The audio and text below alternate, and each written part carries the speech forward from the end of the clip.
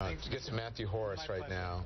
Yeah, of course. I'm going to get to Matthew Horace now, CNN law enforcement analyst and senior vice president of FJC Security Services. He's also a former ATF executive. Perfect person to have with us this evening as you've been looking at this. You've seen devices like the one, right? Very similar. Does this appear to be an active device, or can you tell from a picture if it's... No, from a picture, just as we talked about before, it very well could be a hoax device.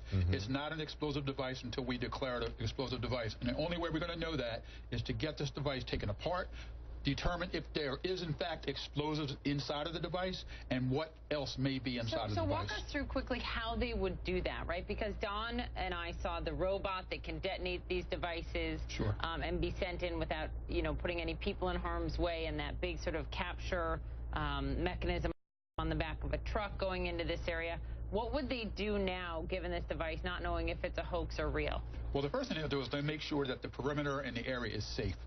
Make sure that everyone is out of the area. They'll take the robot in. They'll take a hovering device, put it over the device, and they'll try to detonate the device in some way that doesn't create too much more havoc. When that happens, they'll be able to do exactly what we do at the scene of explosions. They'll be able to dissect the device, determine what type of explosive, if any, is inside the device, and what other types of material, like shrapnel or nails or glass. A device like this, how much damage can a device of that size do? Because I'd imagine the different type of pressure cooker is probably the bigger. Does the size of the pressure cooker matter when it comes to the size? Doesn't matter. The amount of explosive that's inside and what couples the explosive inside. If you look at what happened at the Boston Marathon bombing and how many people were killed and injured there, imagine if that device gets exploded into, let's just say, 300 pieces of shrapnel.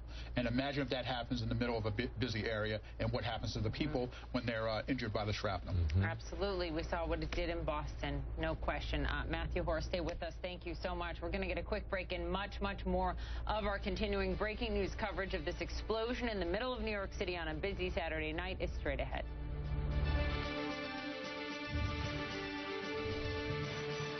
PayPal introduces Zoom, the money transfer service that lets you send money on the go.